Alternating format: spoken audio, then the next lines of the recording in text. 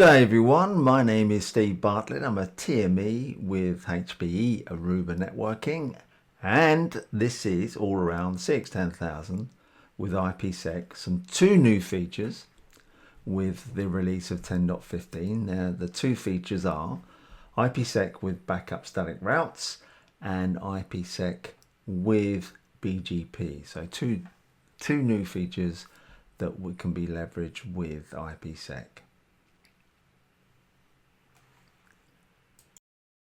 So this is the agenda. So overview use cases. When I talk about the use cases, I'm going to revisit some of the common use cases that we had validated as part of 10.14, and then I'll start on the variations and the options that we now have with 10.15. And then we go into configuration guidance, and there's a small section on diagnostics, including ICMP and traceroute, which is also another new feature where we can run those over IPsec tunnels. So caveats and general configuration guidance at the end. So a quick summary of where we are. So prior to 10.15, we could use IPsec with the CX10000, but only use static routes to route traffic via IPsec tunnel interfaces. So one prefix to one IPsec tunnel interface with no backup. So that was the constraint for each target host route to steer that particular static route down to a single designated tunnel without the option of a backup static route. So 10.15, this release brings new routing features with IPsec. So the first is, which is the first one I'm going to talk about, is a backup static route is now supported for each target subnet host for that static route to steer traffic via an alternate tunnel in the event of the primary tunnel failing. So it gives us a lot more flexibility in failover and a little bit more resilience. And BGP neighborship is supported over the IPsec tunnel, supporting dynamic learning of routes using BGP. So it should be quite clear, this is only for the CX10000 and for the 10.15 release for these two features. So going to use cases. So where we've been on 10.14 and from 10.12 to 10.14. So first of all, this is a PSM policy definition of active passive tunnels with static routes with VSX. So if you look at this topology, I'm going to focus on the VSX pair in the data center here. We've got a VSX pair, we've got a one tunnel, one static route for that particular tunnel for a target subnet. Likewise on switch 2, we've got a static route targeting the destination subnet for another tunnel called tunnel 1. And likewise at site 1, we've got a tunnel and a static route match for that prefix over here, which is the data center target subnet. And that applies to the switch 2 as well. So with this arrangement, we had an option of using active passive. By definition, what that meant is that effectively we had only one tunnel active. So when we have one tunnel active in this arrangement, that means the passive tunnel is actually down on the switch and it's down in the PSM policy. So to fail over, we'd use VRRP. So the passive tunnel would only come up when the VIP, target VIP, fails over to the secondary switch, and then the passive tunnel will come up if we have a problem with any failover in the link between the central site DC1 and the site 1. So with this arrangement, that's all we had. So traffic flow ingressing on DC1 switch 1, should we have the primary active link tunnel fail, would have to traverse the ISL link to get onto the active link, which would be the passive link. So we've got support for what we call no HA. This is a PSM reference. So what that means is a single tunnel deployment on a standalone switch. So that is typically what that is. So that was one use case. Then in a similar vein, we had, hang on, I've just got to get rid of something on my screen that's popped up. Okay. In a similar vein, we've got active passive with a single switch at a site and a BSX pair. Same scenario here. We've got two tunnels, one on each BSX pair, targeting destination subnet. Yet again, on the remote site with single switch, we've got an active passive arrangement where effectively it's providing resilience. Should the primary link go down, we have the option of using the passive link when the VRRP comes up and it becomes active. So we're tied with all these scenarios up until 10.15 with a single prefix targeting a single tunnel and no failover. So no backup. So that's all we could have. So this is the only way we could actually deploy some resilience to this environment, is using this active passive arrangement.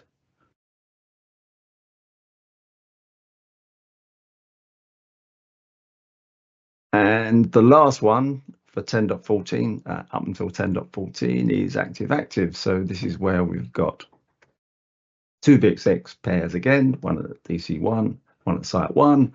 We've got a single tunnel on each. This is just an example, by the way, because we can have multiple tunnels. A single tunnel, prefix targeting that tunnel on each switch. And that will apply for our DC1 and also our site 1. Effectively, we do not have any backup. So if we get the scenario where, for instance, this tunnel fails, then the static routes on those switches affecting that tunnel will be withdrawn, and traffic would entering switch 1 would have to traverse the ISL link and go over the other tunnel on switch 2 to the site. So there were the primary constraints, a little bit of lacking flexibility. So with 10.15, we've got different options. So we'll go through this. But before we do that, I wanted to go through, so you all understood. Some of you will know this already if you've been dealing with the CX10K, but if you're just coming into the CX10K, it can be a little bit confusing how we derive our IP addressing for our tunnels, and just the guidance of how it's delivered, and that impacts the way we deliver policies in the PSM. So I'm going to take a VSX pair example facing a WAN environment here. So the first thing to note is that we can only run IPsec in a specific VRF. We cannot run it in the default VRF. We have to create a user-defined VRF to run it in. So on DC1, switch 1, we have to use active forwarding. And with active forwarding, we provide a unique IP address for that interface on VLAN 2000, as this example I'm using. And on DC switch 2, for the same VLAN 2000 across these VSX pair, we've got a different IP address for, and on switch 2, which is 10.253.200.3. Now this is very significant because these IP addresses become the tunnel source IP address. So it's very important to just understand this little rule that we have. Likewise, so 10.253.200.2 becomes our source IP for our tunnel that if we create one on switch 1, and you can see the mode. We'll cover this in some subsequent slides, but we've got to specify the mode for IPsec, and IPv4 is the only actually it's the only IP that's supported. IPsec isn't supported. So we've got the source IP, which is taken and derived from the active forwarding IP address of the WAN facing IP. That's on our tunnel on switch 1. Likewise for the DC switch 2, it takes the source IP from the active forwarding address on switch 2 for the same VLAN, and that is 200.3, 10.253, 200.3. Now, if we wanted to make create more tunnels on switch 1, every source IP address on switch 1 will always use this source IP address. So if I created another tunnel 11, for instance, I always use that source IP address 10.253, 200.2 because it's been configured in our active forwarding address. Likewise for switch 2, put that out, we're using 10.253, 200.3. So if we're creating more tunnels on switch 1, tunnel 12, 13, 14, 15, they'd always have this source IP address. Of course, they target different destination IP addresses, as you can see.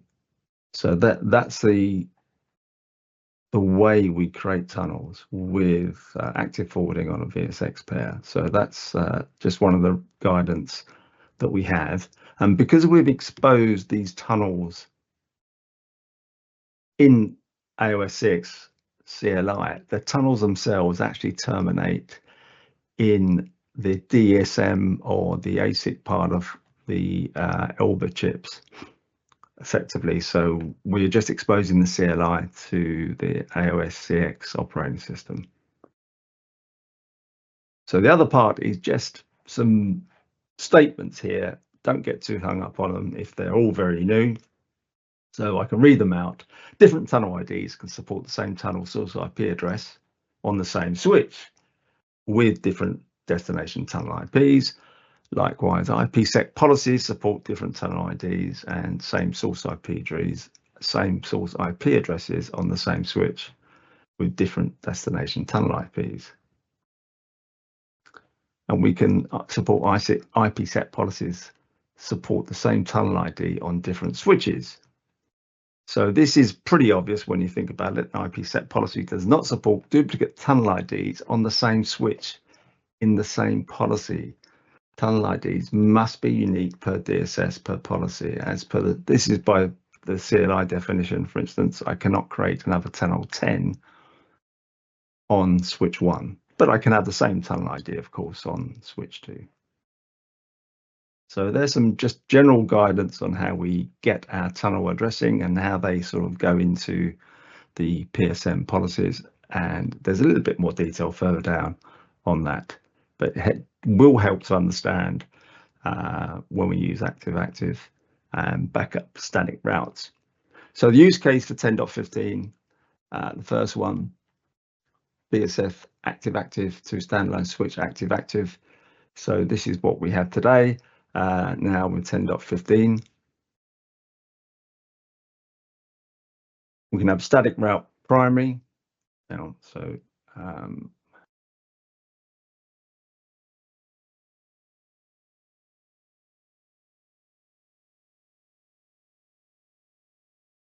sorry, I've just started again. So this is active-active to a standalone switch. Sorry, I thought it was active-active to another VSX pair. So start again. So when we have active-active, we can peer to a standalone switch.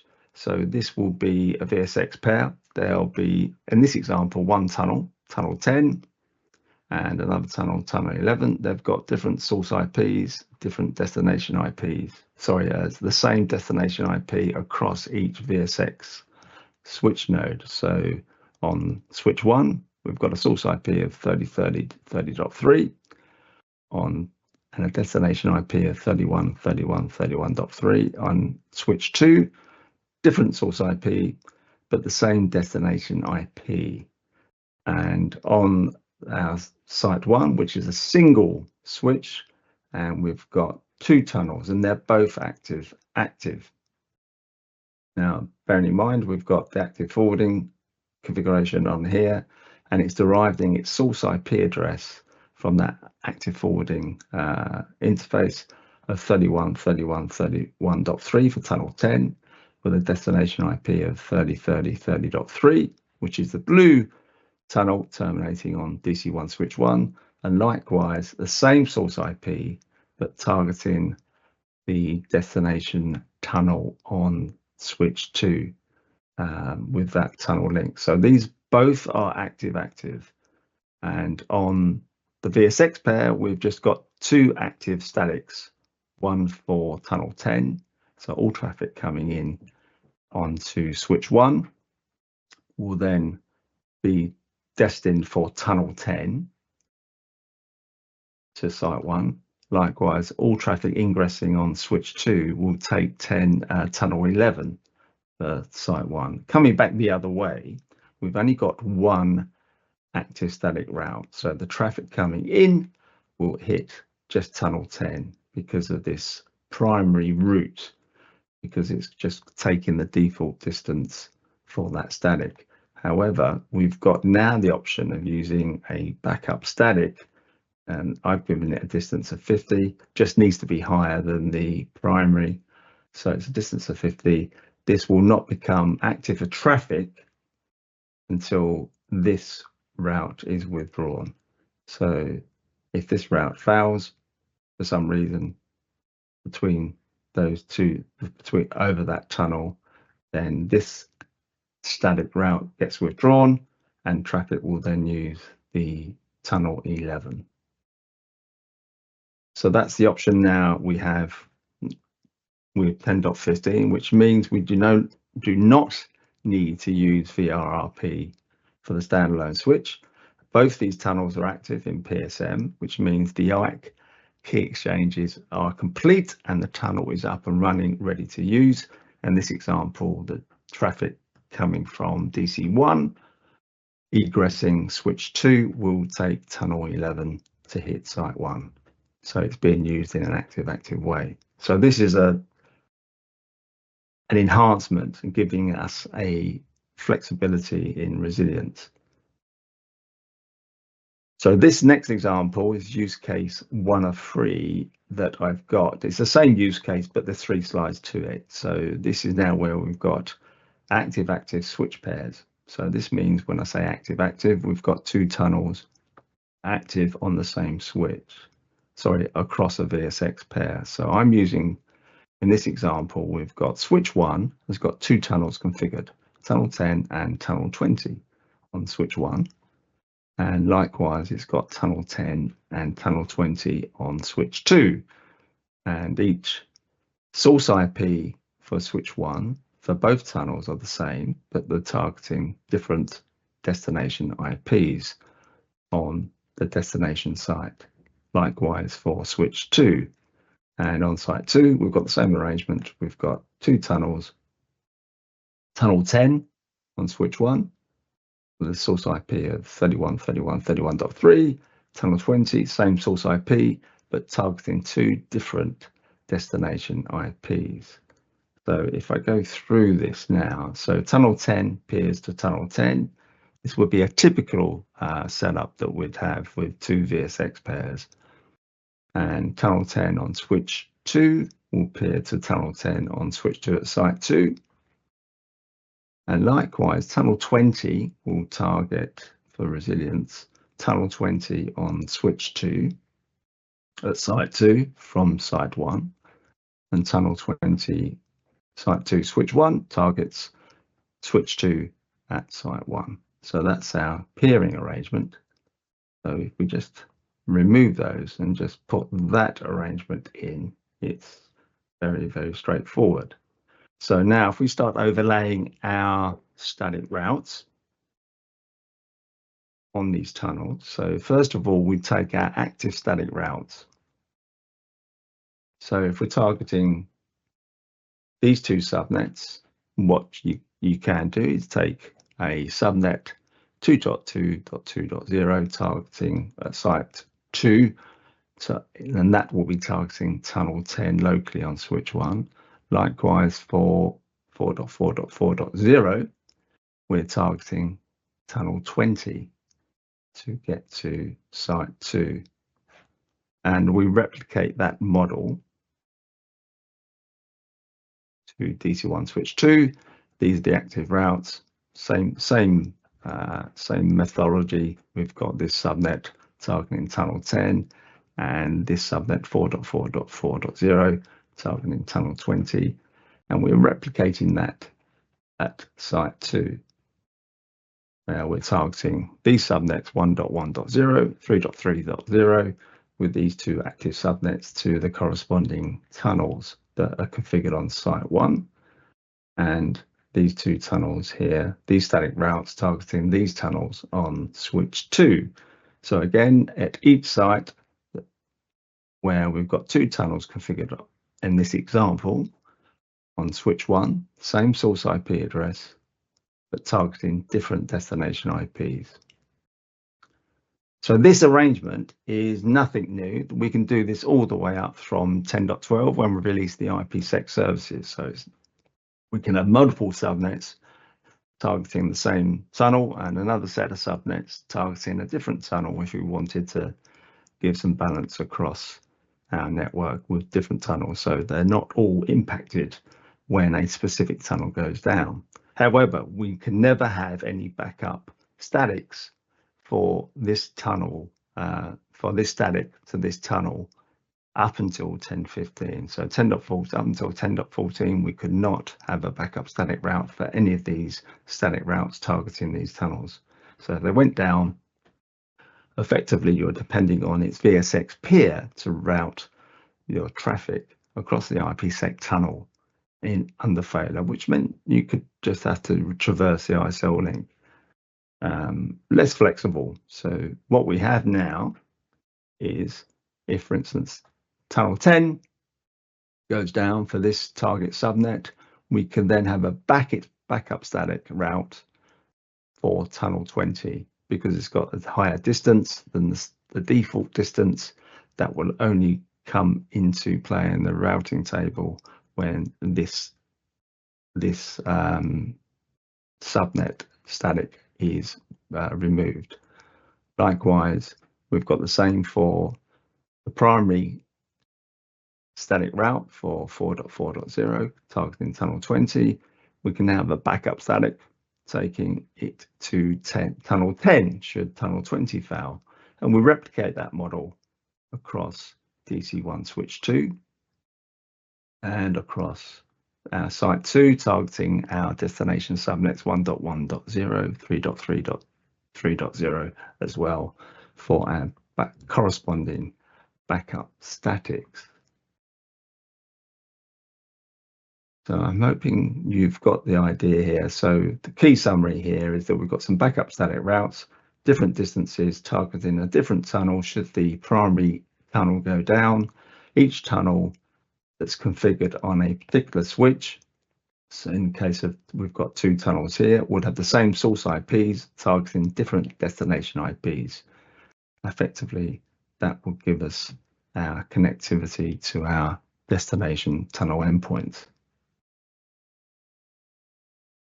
So that's the step change. We've got static routes with backup tunnel resiliency with 10.15, which we never had before up until 10.15 got released. So this is just stepping through with a few bullets. So I'm effectively going to repeat myself now with methodology that we have with two active VSX pairs. So we take site DC1, we've got our two tunnel 10s, one on each switch, same source IP address on tunnel 10, destination IP address, and that's targeting site 2 switch 1. Likewise, tunnel 10's got a different source IP targeting a different destination IP, and that's targeting site 2 switch 2 tunnel 10. And we've got a corresponding static route there, and then we've got tunnel 20 with another static going as a primary active route targeting that tunnel 20 with source IP 30.30.30.3, which is the same as tunnel 10. And a tunnel connectivity model will look like this if I just break it out separately. So we've got tunnel 10 going to tunnel 10. So from switch 1 to site 2 switch 1, we've got tunnel 10, and switch 2, site 1, targeting site 2 switch 2 for tunnel 10, and then we've got this arrangement for our tunnel 20s, switch 1, site 1 switch 1, tunnel 20, targeting site 2 switch 2, and site 2 switch 1, targeting site 1 switch 2. So then we just overlay our backup routes, the tunnel 20. So this is the backup route going from tunnel 10. Should this fail, we now can use tunnel 20 for the static with a distance of 50 when this static route gets withdrawn. Likewise, for targeting subnet 444.0, we can use tunnel 10 if tunnel 20 would fail. So these are our backup routes. So that's effectively the same model I described, but it's just a few more statements and it's just repeating it really. So hopefully that is reasonably clear. And of course, this is just, I'm just going to build this side out because this is the other side. Targeting site 2 to site 1, we can do, it's effectively the same principles that we're using. So we've got our active primary static routes targeting our tunnels and our tunnel relationships. And then we overlay our backups should as and when our primary static routes fail, they will hit the opposing tunnel on that particular switch. So we don't have to use the ISL links.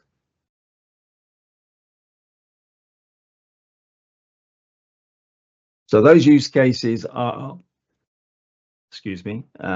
those use cases, there's going to be variations of them, but they're the core use cases that we can have with CX10K. Just a note on use cases, we are documenting a full set of use cases starting probably in the new year now. So there'll be, from now we've got a catalogue of customers that we can draw on. We're going to take their use cases that we know we've got documented at the back end and document them for you, so you can just reference those as well. So on the configuration side, so I'm going to use this model. This is what I set up in the lab. 2 VXX pairs on each DC1, call it DC1 switch 1. We've got 2 tunnels, tunnel 10 and tunnel 20. I'm just using an active static route targeting this subnet from DC1 to DC2 with a backup static route. So the principles are the same. You can scale it out as much as you like, but effectively the principle will be the same. And on DC1 switch 2, again, 2 tunnels, tunnel 10 and tunnel 20 with an active and a backup static route. And likewise at site 2, targeting this host here, this subnet here, 10.10.201.0. We've got these static routes, 2 actives targeting tunnel 10 and a backup, corresponding backup for that subnet on tunnel 20 for each node. So that's the configuration example that I've snipped for you and I'm going to present next. So that's the topology reference for it.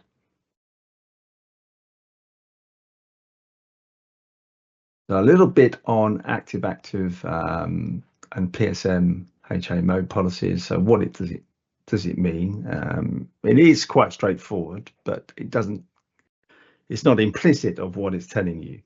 So when we have active in the PSM, what this is saying, we've got 2 tunnel configurations under 1 policy in the PSM.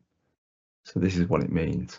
So on a VXX pair, you are going to want to use, and this is typically best practice, a tunnel from each VXX node to form a policy.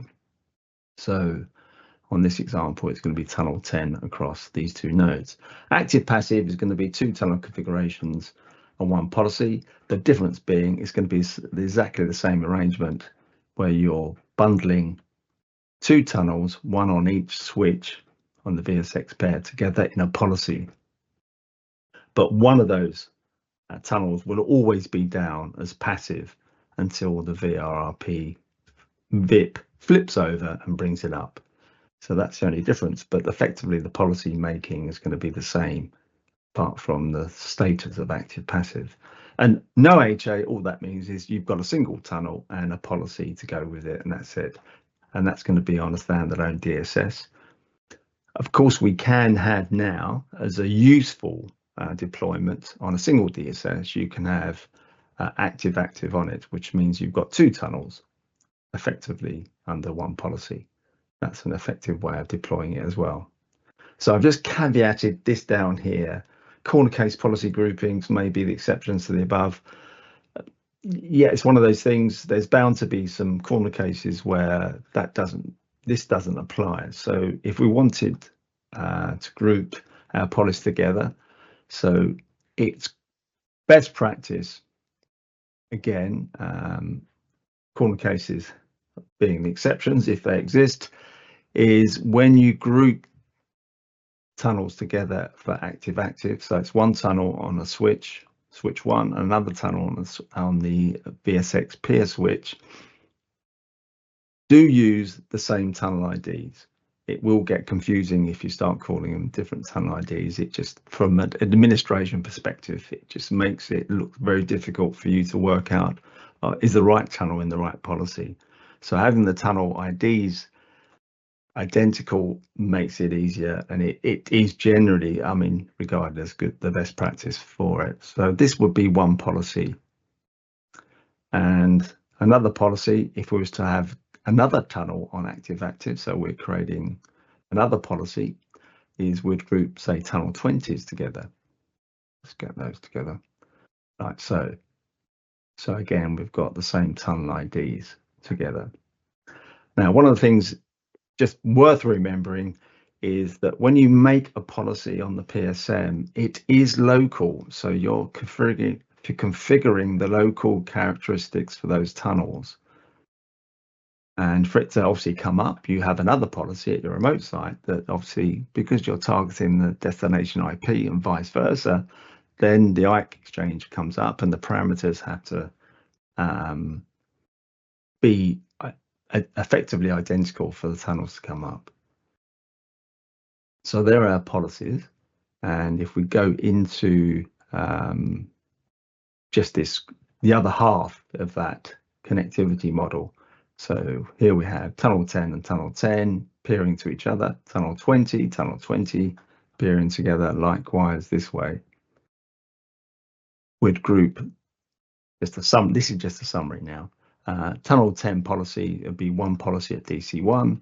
Tunnel 20 would be another policy at DC1, and likewise, so we have 2 policies at DC1, one for tunnel 10, one for tunnel 20. Again, the same thing at DC2, one policy for tunnel 10, another policy for tunnel 20. We'd group those together effectively to make our policies. So when we are pulling it all together, when our tunnels try to connect to each other, our policy, our IPsec security associations and our IPsec SA those entities must align for the tunnels to come up. But the policy is local when you configure it for those tunnels on those switches. Okay, so if we move into the PSM policies, what it looks like is that example will look like. You can see here we've got DC1. This would be DC1 border tunnel 10 policy, DC1 border tunnel 20 policy. Within each policy, we've got the 2 tunnels grouped together, and the local IP addresses and the destination IP addresses you can see there. Same with all these other policies. So 2 policies for DC1, because we've got 2 sets of active tunnels, and likewise for DC2 we've got 2 sets of active tunnels as well. So that's one policy for tunnel 10, another one for tunnel 20, likewise another policy for the tunnel 10 on DC2 and tunnel 20 for DC2 as well. So our peering arrangements are thus.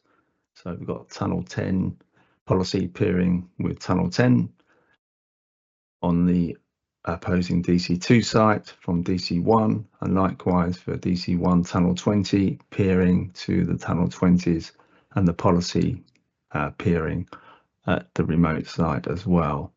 So the IPsec SA and the IPsec SA must align with those policies when you configure them.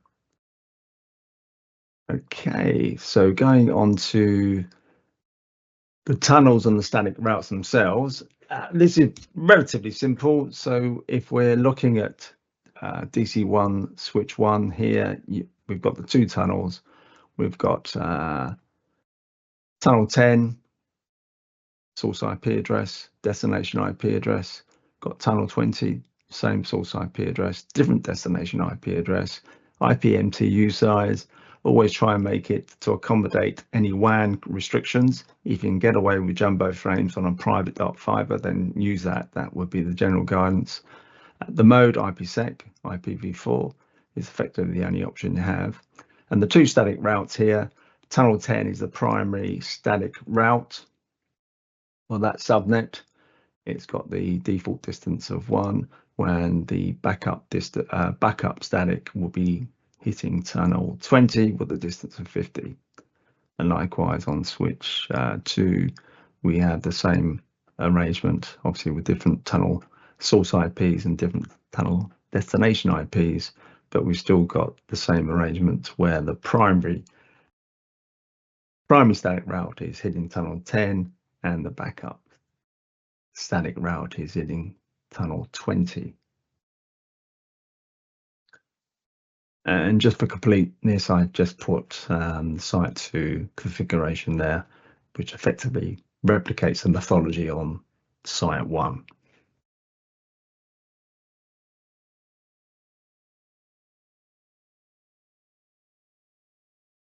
So I just wanted to go through some configuration guidance, and this applies all the way from 10.12 to 10.15.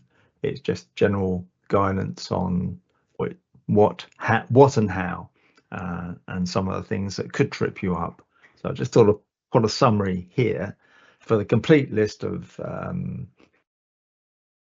what's supported, what's not. I mean, just refer to the EVPN VXLAN guide and the data center border leaf CX 10,000 switch documentation, which has got a section IPsec and NAT in there as well.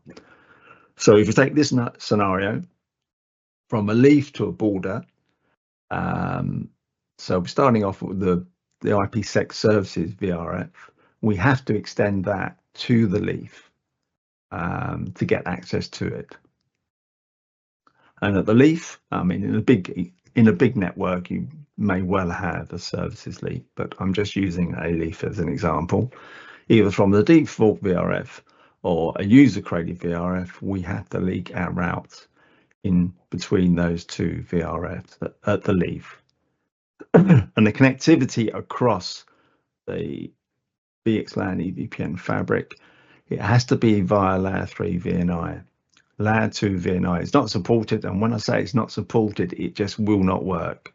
You do have to have a layer 3 VNI connectivity model across there to get access to the border leaf and then go out the IPsec tunnel, and off you go. So that's the first thing. On the border leaf itself, if it's connected to a fabric and IPsec services, you cannot have hosts directly connected to the VSX switch pair. This is not supported, it just doesn't work. AMD know about it, we know about it in our engineering teams.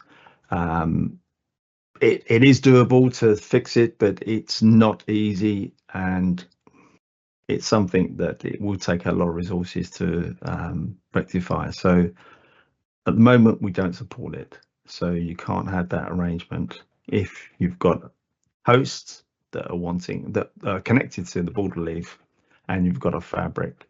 You have to have access to the IPsec services across the VXLAN EVPN. So it's a big call out.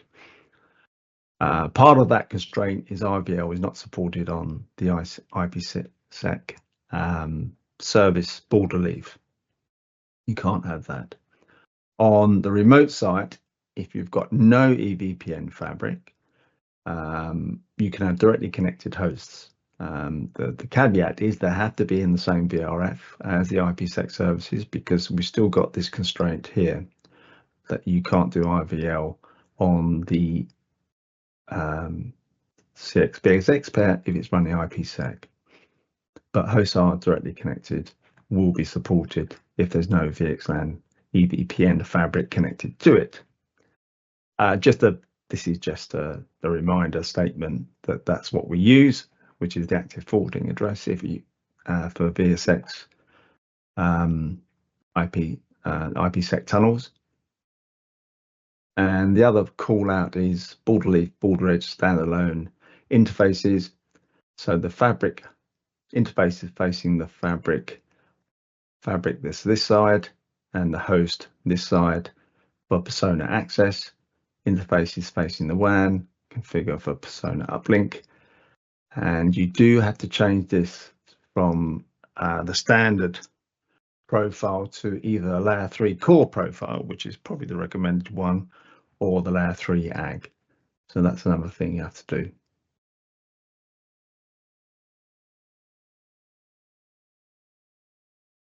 So the other part of this is diagnostics. We do support ICM traceroute and ping over IPsec tunnels. This is a new feature. So traceroute and ping are now supported for 10.15. So that's the syntax here: traceroute, target host, VRF, and into the VRF. So this is the example output that you'll get.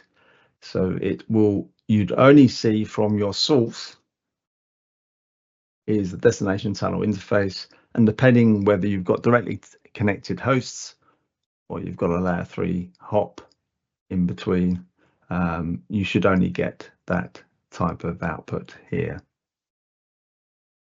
We can also ping across the IPsec tunnel as well, but it does require a source IP address in the VRF overlay.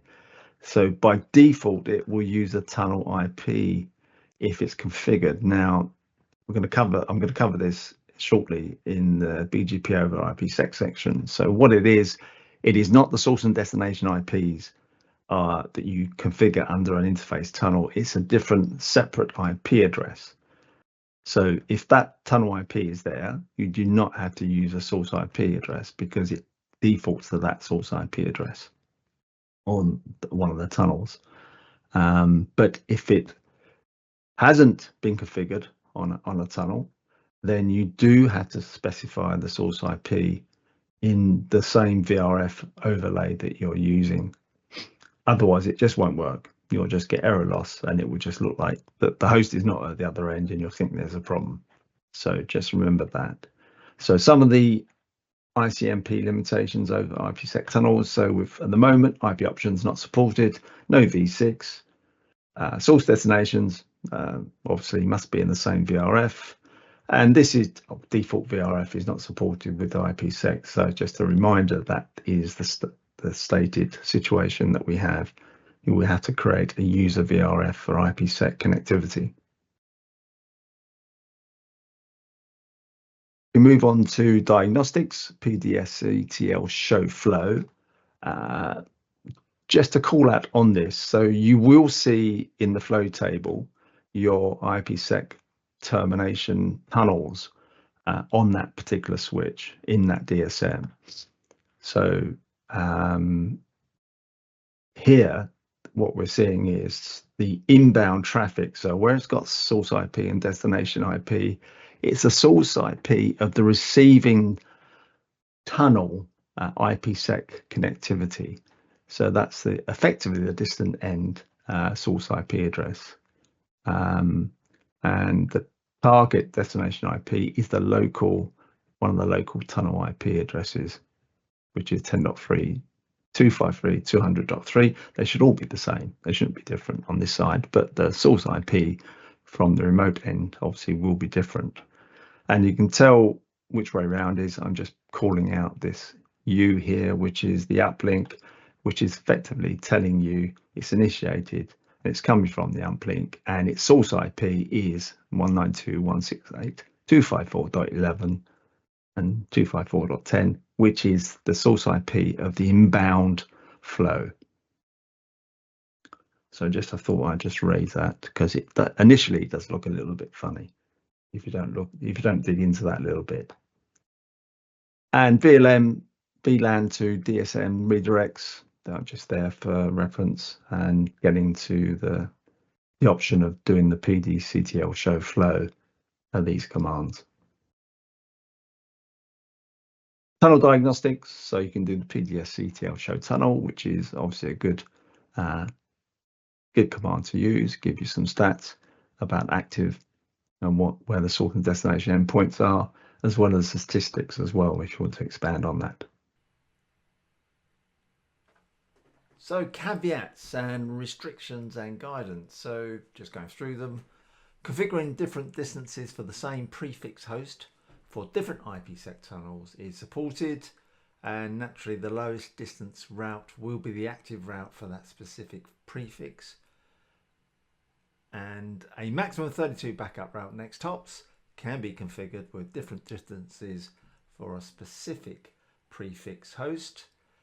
And as I discussed earlier, only one active IPsec tunnel route next hop for a prefix host.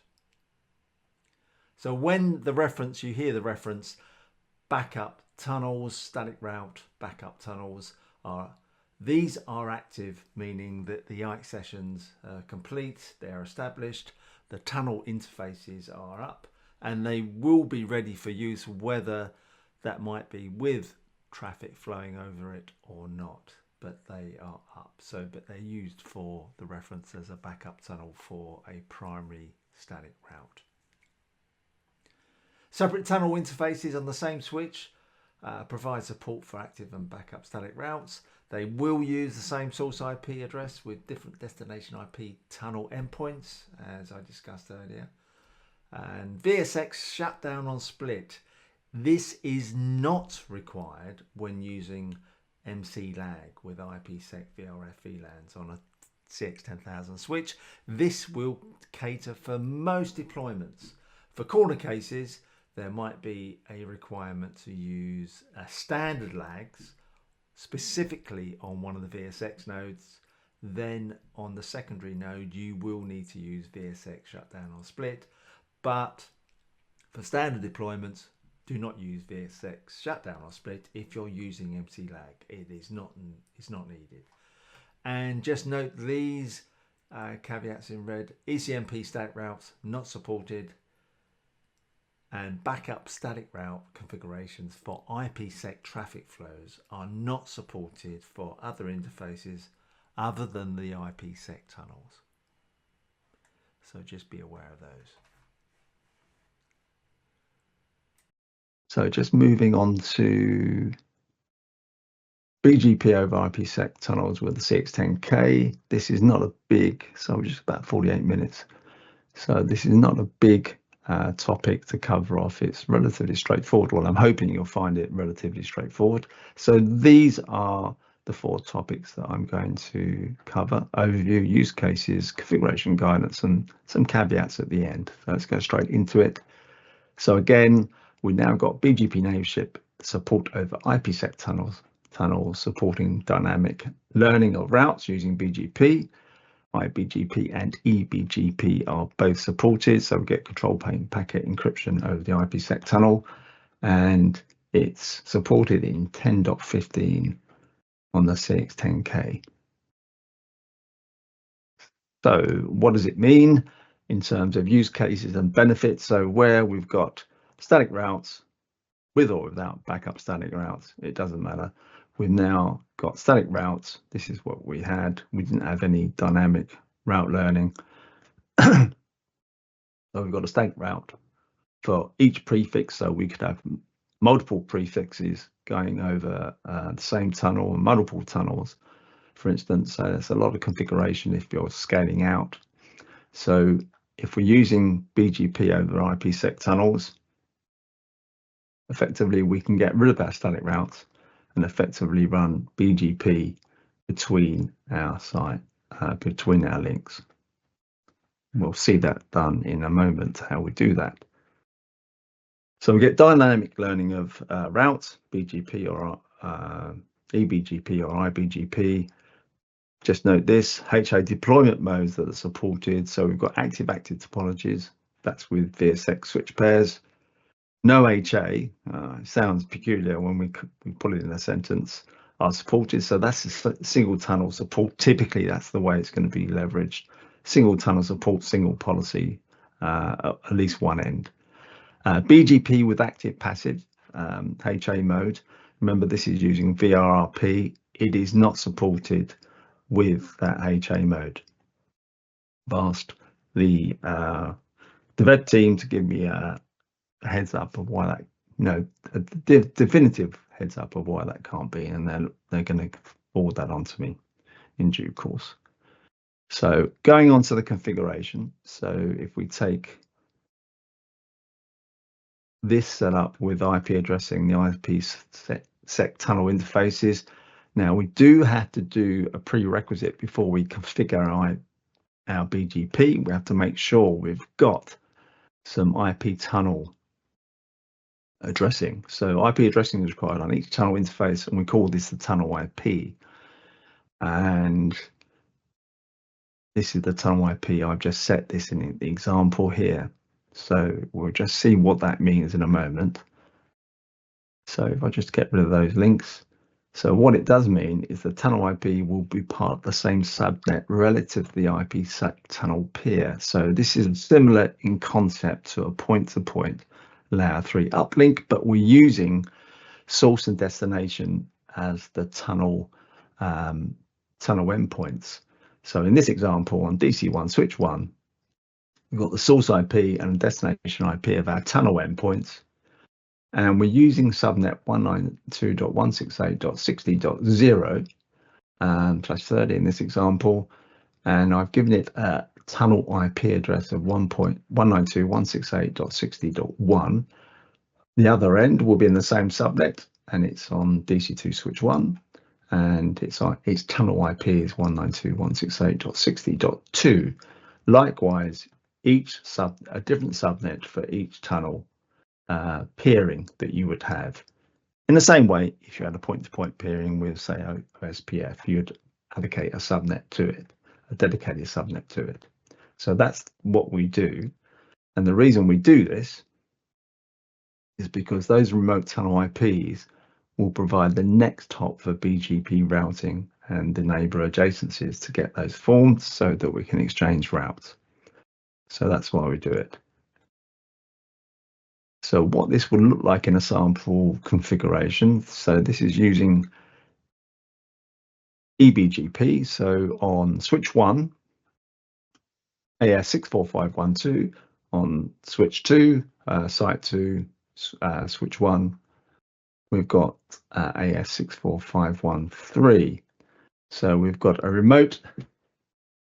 neighbor, remote AOS-64513 standard configuration.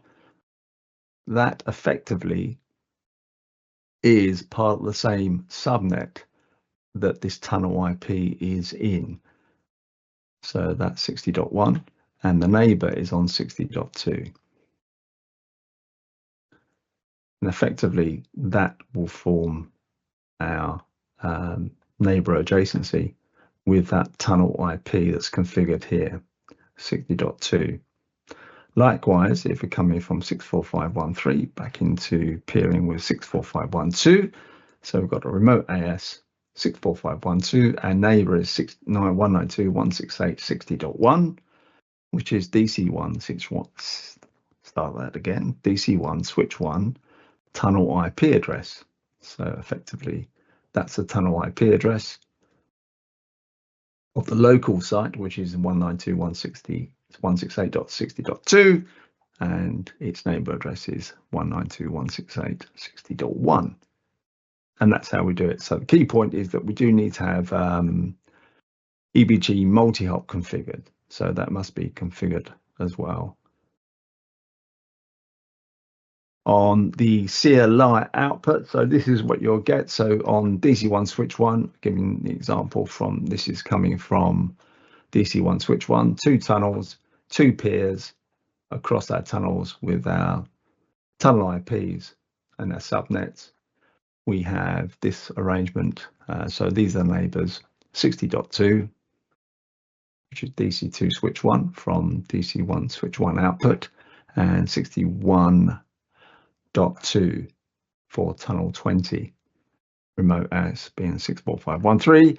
And if we do the routing to summary of the routes, then we've got this subnet learned across this next hop, 192.168.60.2, 192.168.61.2, which is from 64513, and they're the remote tunnel IP, tunnel IPs. Likewise, for switch 2, would have the same output as well, with next hops obviously changing to that remote tunnel IP address for tunnel 10, 62.2 and 63.2 respectively for tunnels, local tunnels 10 and 20. And we've got the same output for routes 10.10.201 by those next hops, and the neighbors being 62.2 and 63.2, which is our remote tunnel IPs for neighbors. So if you did a PDCTL show flow, control plane traffic will be resident in the flow table between peers, and you can see that here. Destination port 179, BGP, and you can see the peer BGP peer IDs here as well. So caveats and guidance. BGP neighborship over IPsec is supported leveraging tunnel IP interfaces, the tunnel IP interface subnets, targeting the remote tunnel IP interface is a bit like a point-to-point subnet. /31 subnets are supported. I've used /30 just because the numbering scheme suited and fit for presentation purposes. IP4 address family only is supported. So dynamic learning exchanging of routes for IPsec clients using BGP is supported. So we do not need to use static routes. Route filtering using route maps are supported. A maximum of 1024 routes per VRF are supported.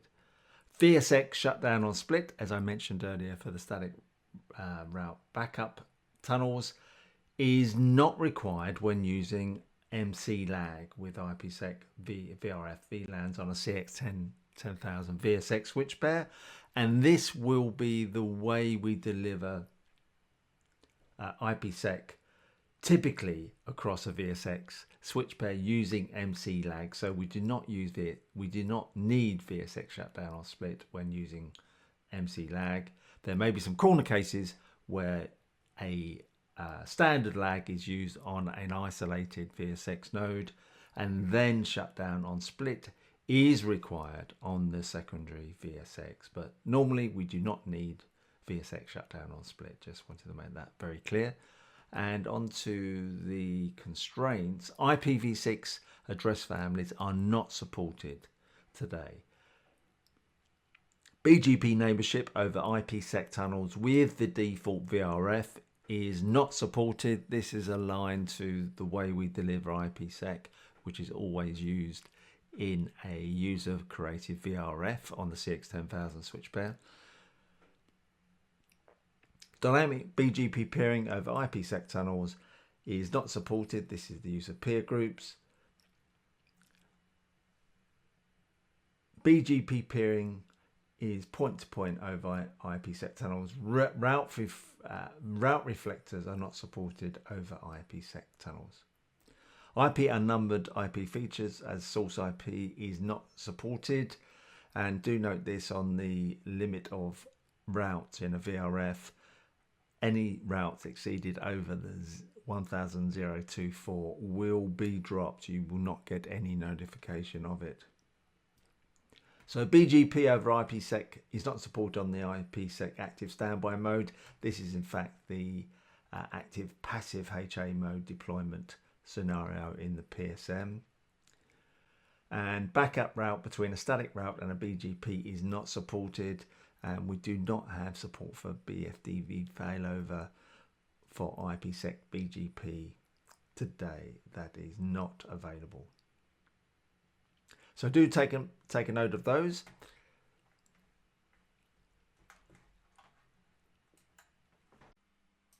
Right, additional resources, just do look in those, and also the VXLAN and the EVPN guide should you need. Thank you for tuning in, and that's all I had for you today on those two topics. Hope you enjoyed them. So this is a quick reminder about the Airheads community space. So it's an online space for technical networking professionals, including our customers and partners, and product and solution experts from HPE networking to interconnect and discuss everything about HPE Aruba networking, from deployment all the way through to configuration and troubleshooting. So if you're not a member, do scan that QR code and join up. Thank you.